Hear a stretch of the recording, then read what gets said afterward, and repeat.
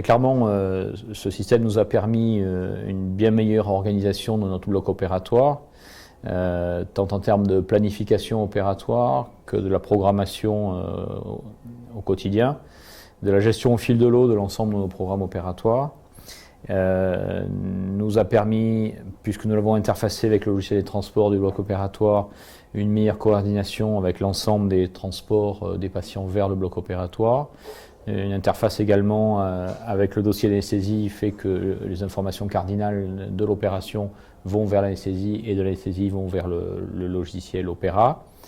Donc tout ça nous a permis au total une meilleure performance de nos blocs opératoires, une amélioration incontestable de l'efficience et une grande satisfaction du contrôle du bloc opératoire et de la supervision en permanence du bloc opératoire.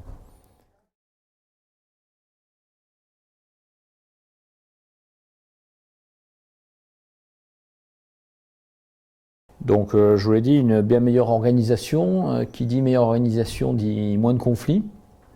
Moins de conflits entre médecins et personnel.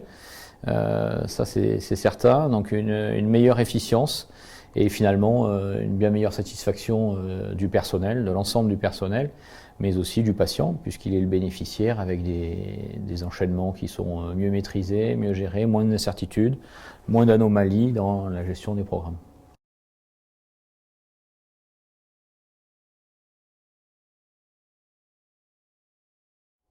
Très clairement, c'est cette gestion et contrôle permanent du bloc opératoire sur l'ensemble du bloc opératoire.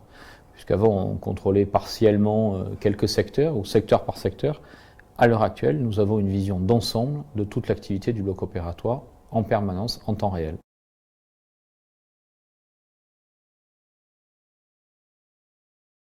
Dans nos objectifs, on voudrait maintenant sortir plus Opéra du bloc opératoire et pouvoir mieux l'intégrer dans l'activité des services de chirurgie. Alors c'est déjà le cas dans le service de chirurgie ambulatoire, mais pour aller au plus près de la satisfaction du patient et de sa famille, il faudrait avoir plus d'appropriation d'Opéra par les infirmières des services. Donc là, on va essayer de réaliser un travail là-dessus.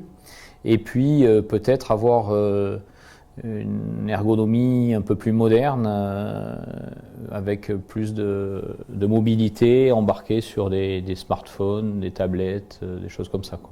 Parce que maintenant, les générations de médecins et de soignants qui arrivent sont des générations connectées.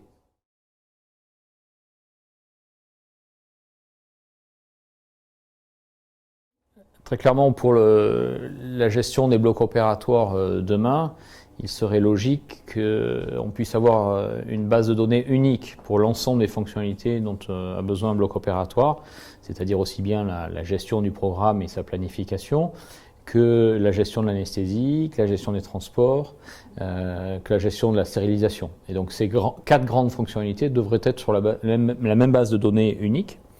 Ça, c'est une première chose. Et puis, une deuxième, c'est peut-être réorienter nos visions métiers vers le patient, et vers le patient que je qualifierais de sans fil. C'est-à-dire que demain, on peut imaginer que le patient arrive en marchant en bloc opératoire, qu'on lui met des capteurs biomédicaux sans fil et qu'il enclenche son chemin dans le bloc opératoire avec des échanges finalement cordiaux avec l'ensemble du personnel et que toutes les informations biomédicales le concernant sont récupérées par un système intelligent qui est totalement intégré et qui permet ensuite d'analyser toutes ces données a posteriori et en temps réel pour ce qui est de l'activité et l'enchaînement du programme opératoire.